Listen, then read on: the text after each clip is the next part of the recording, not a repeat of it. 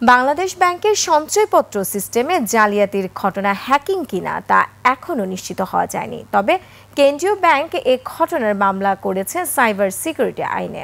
অন্যদিকে বাংলাদেশ ব্যাংকের সঞ্চয়পত্র বিভাগের কেউ এই জালিয়াতির সাথে জড়িত কিনা তা জানা যাবে মঙ্গলবার নাগাদ। এ নিয়ে তদন্ত শুরু হয়েছে। সাদাত হাবিবি সেতুর রিপোর্ট।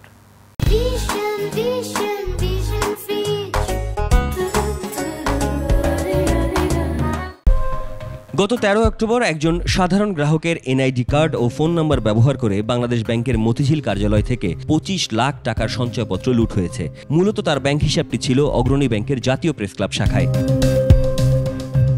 4 দিনের মাথায় সেই সঞ্চয়পত্র ভাঙিয়ে টাকা স্থানান্তর করা হয় এনআরবিসি ব্যাংকের দিনাজপুর উপশাখার এক অচেনা ব্যক্তির হিসাবে। এরপর 25 অক্টোবর একই ব্যাংকের ঢাকার শ্যামলী শাখা থেকে ওই টাকা তুলে নেওয়া হয়। একই প্রক্রিয়ায় একই দিনে ডাচ বাংলা ব্যাংক থেকে 30 লাখ আর এনআরবি ব্যাংকের মাধ্যমে আরও 20 লাখ টাকার সঞ্চয়পত্র ভাঙানোর চেষ্টা হয়। যে ভদ্রলোকেরটা উনি করেছেন, উনি ট্যাক্স পারপাসে সম্ভবত এইটার একটা সার্টিফিকেট চেয়েছেন। সার্টিফিকেট চাইলে তখন উনি দেখলেন যে এটা অ্যানকেস্ট হয়ে গেছে। তখন বললো যে আমি মাত্র খুলেছি, এটা অ্যানকেস্ট হলে আমি তো করিনি। তখন এটা বাংলাদেশ ব্যাংকে রিপোর্ট করার পরে এটা ধরা পড়ল। কোনো গ্রাহক সঞ্চয়পত্র কেনার সময় যে ব্যাংক হিসাব, মেয়াদ শেষে মূলধন ও মুনাফায় স্থানান্তর কিংবা তথ্য পরিবর্তনের জন্য গ্রাহককে সংশ্লিষ্ট অফিসে আবেদন করতে হয়। তারপর তার মোবাইলে একটি ওয়ান টাইম পাসওয়ার্ড ওটিপি পাঠানো হয়। এই ঘটনায় এতগুলো ধাপ কিভাবে পার করলো চক্রটি, তা বড় প্রশ্ন। একই সাথে প্রশ্ন, কেন্দ্রীয় ব্যাংকের সঞ্চয়পত্র বিভাগের কারো সংশ্লিষ্টতা আছে কিনা। বাংলাদেশ ব্যাংকে এ পর্যন্ত যেটা রিপোর্ট করা হয়েছে, যারা এর সাথে সংশ্লিষ্ট অর্থাৎ যে সঞ্চয়পত্রে যে অংশটা আছে, তারা বলছে তারা এইটার সাথে সংশ্লিষ্ট না। অর্থাৎ এখানে যে চেকার মেকার, তারা বলছে তারা নিজেরাই কাজটা করেনি। এটা তাদের যে পাসওয়ার্ড ছিল সেটা কম্প্রোমাইজড হয়েছে, অর্থাৎ কাজটা বাইরে থেকে হয়েছে। চলতি অক্টোবরে দেশের তফসিলি ব্যাংকগুলোর সাইবার নিরাপত্তা বাড়াতে নির্দেশনা দেয় কেন্দ্রীয় ব্যাংক। এ মাসেই খোদ কেন্দ্রীয় ব্যাংকের সঞ্চয়পত্র বিভাগের পাসওয়ার্ড কম্প্রোমাইজ হওয়ার ঘটনা ঘটল।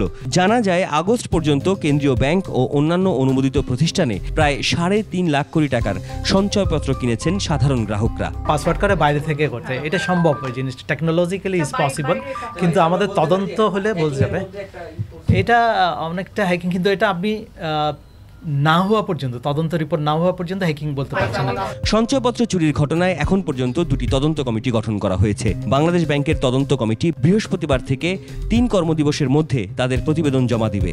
অর্থ মন্ত্রণালয়ও পৃথক তদন্ত কমিটি গঠন করেছে। অ্যামাউন্টের দিক থেকে খুব বেশি না, এটা একটা অ্যাওয়ার, কিন্তু সিগন্যাল, কিন্তু এরকম যদি হয় আরো কত হয়েছে একটা বড়, সেই জিনিসটা বের করাটা অনেক বেশি জরুরি।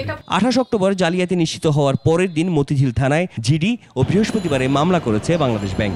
বাংলাদেশ ব্যাংক থেকে যে সঞ্চয়পত্রের গ্রাহকের তথ্য অটোমেটিক পরিবর্তন হয়ে যাচ্ছে সার্ভার থেকে। তদন্তের বিষয়ে বিস্তারিত তদন্ত করে আসামিদের বিরুদ্ধে অবশ্যই আমরা আইনানুগ ব্যবস্থা নেব।